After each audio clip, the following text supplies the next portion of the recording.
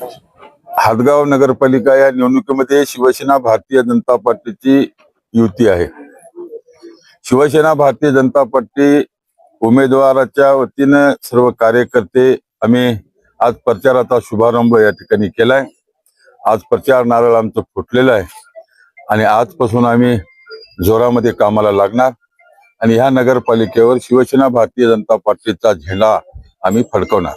नमस्कार, मी रोहिणी भास्कर वानखेडे। माझं MSc software engineering झालेलं आहे आणि यंदाच्या नगर परिषदेच्या सार्वत्रिक निवडणुकीच्या अनुषंगाने मी आपल्या समोर नगराध्यक्ष या पदासाठी इच्छुक उमेदवार म्हणून आहे।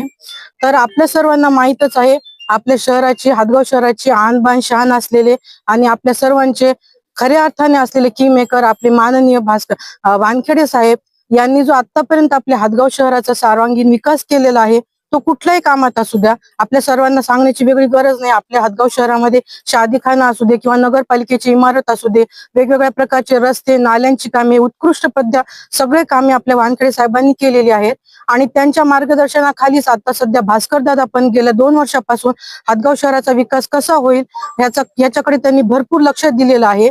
तर त्यामुळे मला असं सगळ्या आपल्या उमेदवारांना आणि बंधू भगिनींना सांगायचं आहे की तुम्ही मला जर एकदा पुन्हा विकासाची संधी दिली आणि तुम्ही मला विजय केला तर आपल्या हादगाव शहराला भ्रष्टाचार मुक्त कसं करता येईल आणि वेगवेगळ्या गोष्टीतून आपल्या हादगाव शहराला कसं पुढे नेता येईल, माझा याकडे पूर्ण कल राहील।